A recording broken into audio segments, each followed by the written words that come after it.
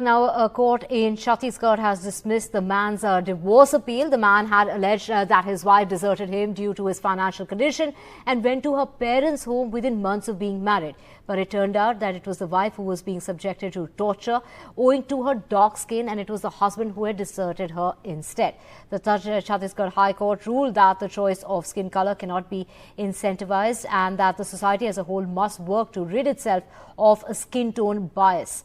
We have my guest Sanjay K Chadha joining us. He's the constitutional expert to talk us through this ruling.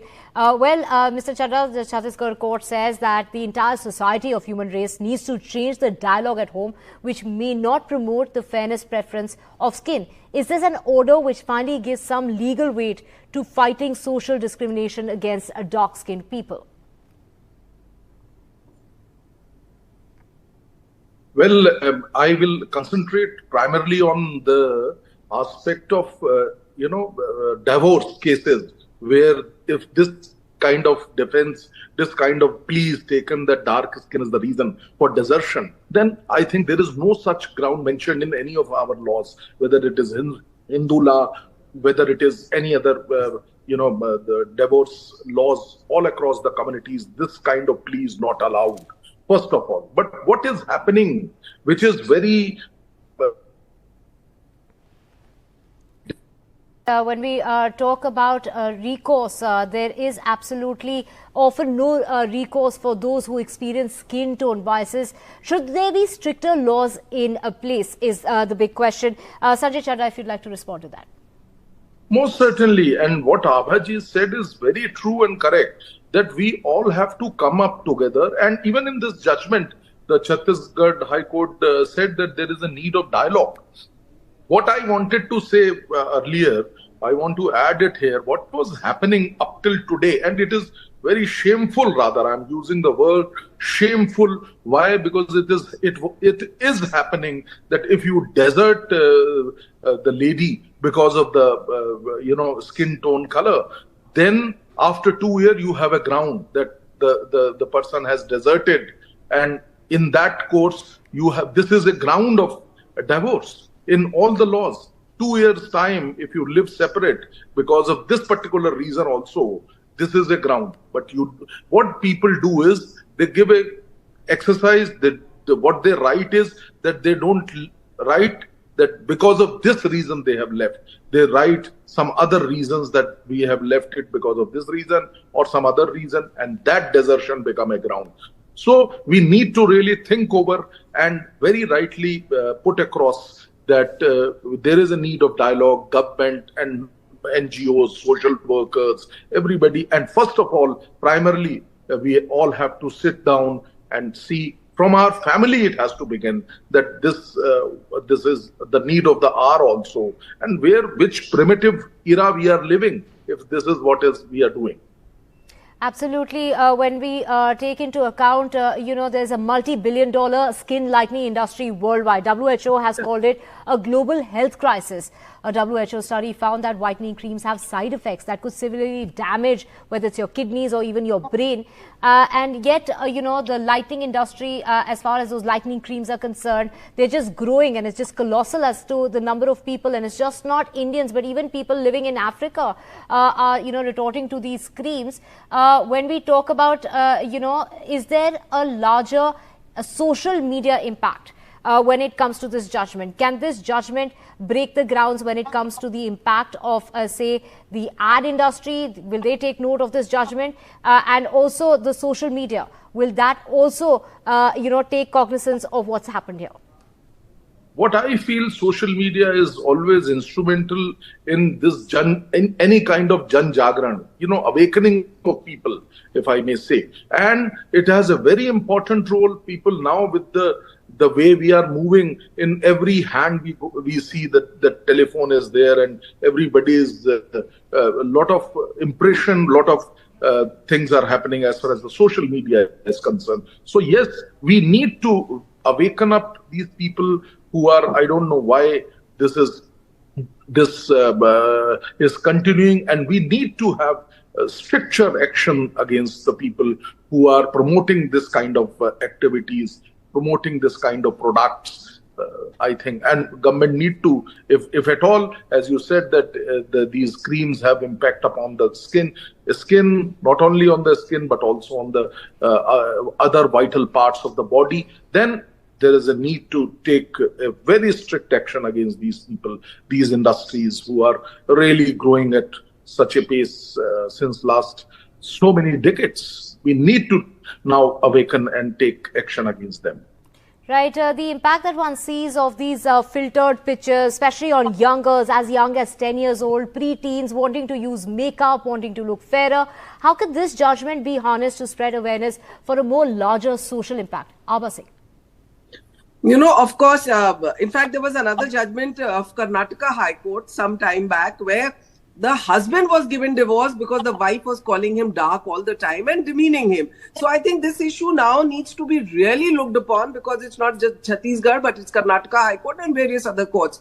And if you see creams like Neutrogena or Garnier, which you and I may have also used, they also have a whitening section, lightening section, lightening of dark spots. So I think it's time a healthy debate takes place. These multinationals which have been minting money on the false promises of making dark skin light and making dark girls conscious, they also need to step back. And the government, the Ministry of INB, which is handling all these guidelines, they need to come with some censure guidelines saying that these creams would not be allowed to come with ads if they're trying to make the girls conscious. And you're very right when you say even girls as young as 10-year-olds, they are saving money to find out creams which will make their dark skin light. So a tender age which is there to be happy to get into education, if it is being made conscious of its dark skin, I think that is a very serious issue. The laws need to be tightened, and we have strong laws. We have strong laws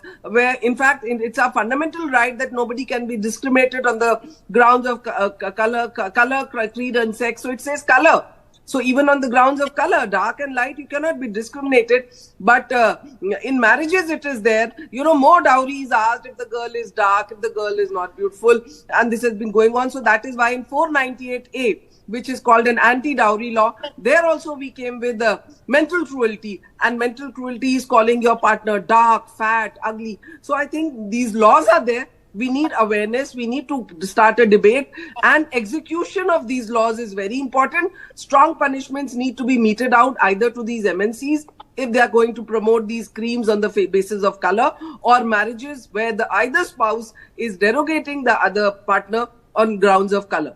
Right. Abha Singh, you mentioned that division bench of the Karnataka High Court recently ruled that a wife insulting her husband due to his dark complexion amounted to cruelty under the Hindu Marriage Act. So when we talk about Article 21, which, is the right as far as the right to dignity. So we don't see people, being, in fact, when we talk about people, when they are talked about, when they're harassed about their skin color, nobody ever drags those people to, say, a police station, or they drag them to court. Shouldn't there be stricter laws in place? You have asked it to me? Yes. I'm sorry. Abha. Right. Mr. Chadha, please go ahead. Yeah. Article 21, as you have rightly said, it is right to life. Right to life means right to live with human dignity. And this is what is happening. If on the basis of your color tone, they are discriminating. This is discrimination only. You are degrading a person. That means it is basically very, very not in line with Article 21, number one. And I want to add one thing here, that yes, laws are there, but stricter implementation of these laws are not happening. Why it is not happening? That people who are suffering, if a person is suffering, he is not coming forward. He says, okay, leave it like that.